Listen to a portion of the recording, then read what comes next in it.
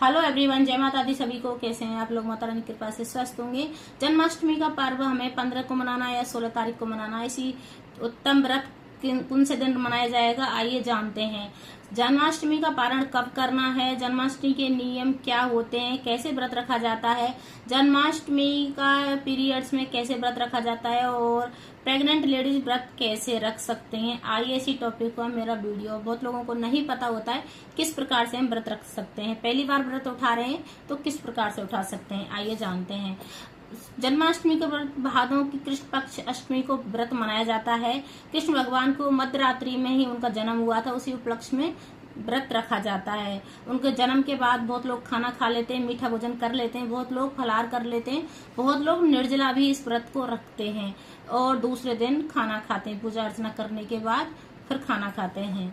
अब आता है, बहुत राज्यों में 15 को भी तारीख को 15 अगस्त को भी जन्माष्टमी का पर्व मनाया जाएगा। बहुत राज्यों में 16 तारीख को भी 16 अगस्त को भी ये मतलब जन्माष्टमी का पर्व मनाया जाएगा। और वैसे उदित तिथि को ध्यान में रखते मेरे अनुसार 16 तारीख को ही व्रत रखना चाहिए, क्योंकि जो 15 तारीख को रात्रि के 11:49 पर प्रारंभ हो रही है अष्टमी और 9:34 पर समापन हो रही है अष्टमी 16 तारीख को। तो इसी तिथि को ध्यान में रखते, उदित तिथि को ध्यान में रखते हमें 16 तारीख को व्रत रखना चाहिए।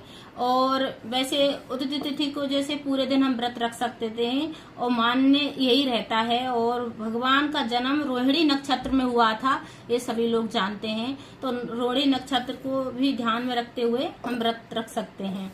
अब आता है कृष्ण जन्माष्टमी का व्रत का जो फलाहार करते हैं। बहुत लोग फलाहार का भी व्रत रखते हैं, बहुत लोग जैसे निर्जला भी रखते हैं और बहुत लोग मीठा भोजन जैसे शाम को खाना खा लेते हैं। बहुत लोग जन्म करने के बाद खा लेते हैं, बहुत लोग जन्म नहीं करते, सूर्य चंद्रदेव को अर्घ देने के बाद भी खाना खाया जाता है। तो अब जैसे जिसके राज्य में, जैसे प्रांत में, जैसे उनकी रिवाज चल रही है, जैसे उनके मोहल्ले में या परिवार में जैसे जिस हिसाब से रिवाज है उसी हिसाब से करना चाहिए व्रत।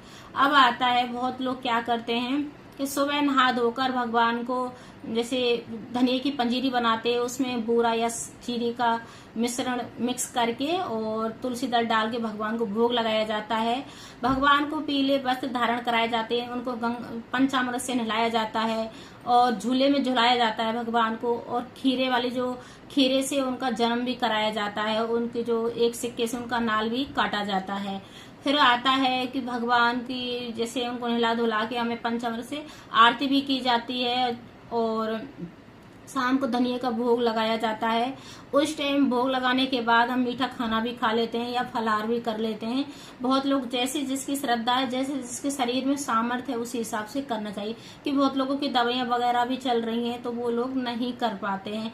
अगर प्रेग्नेंट लेडीज हैं तो वो भी अपना ध्यान रखते हुए, उनकी जैसे बहुत लोगों की वीकनेस बहुत होती है, बहुत दवाइयां चल रही हैं, तो वो फलाहार करके जैसे कुट्टू का आटा आता है उसकी पूड़ी वगैरह बना के खा सकती हैं, या सेंधा नमक के अनुसार वो साबुदाने की खिचड़ी भी बना के खा सकती हैं, या कुछ फलाहार वगैरह करके खा सकती हैं। निर्जला व्रत उन पर नहीं रहा जाएगा, वो निर्जला नहीं करें।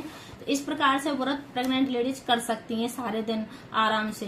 अब आता है कि जैसे बहुत लोग दूसरे दिन पारण करते हैं सुबह में, तो पारण सुबह नहा धो के ठाकुर जी का, फिर आटे वाली पंजीरी का हमारी तरफ तो भोग लगा के तब हम खाना खाते हैं। मैं भी खाना नहीं खाती हूँ जन्माष्टमी के दिन, दूसरे दिन पारण करती हूँ और भगवान का भोग लगाने के बाद ही फिर मैं खाना खाती हूँ। तो ऐसे ही बहुत लोग करते हैं। बहुत लोग शाम को ही मीठा खाना खा लेते हैं।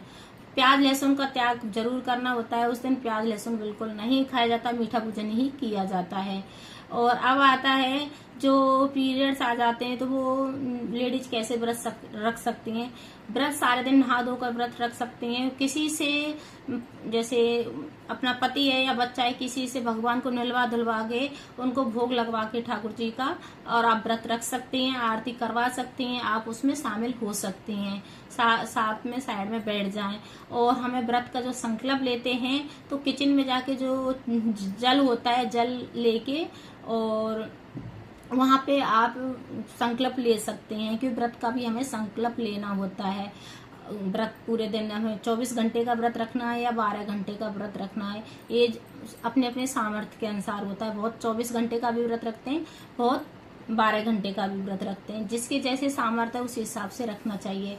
अब आता है कि हमें व्रत में और क्या खाना पीना चाहिए। तो व्रत में वो ये साबूदाने की खिचड़ी खा सकते हैं, फलाहार कर सकते हैं, बहुत लोग निर्जला भी व्रत रख सकते हैं, शिकंजी वगैरह भी पी सकते हैं। अगर किसी को जैसे ज्यादा ही प्रेग्नेंट लेडीज है, जिनको बिल्कुल सामर्थ्य नहीं है, तो कुट्टू के आटे से पूड़ी वगैरह बना के भी खा सकते हैं और भगवान का भोग लगा सकते हैं और अपने भगवान की आरती कर सकती हैं। शाम को फिर भी मीठा भोजन कर सकते हैं। प्रेग्नेंट लेडीज शाम को भी भोजन कर सकते हैं।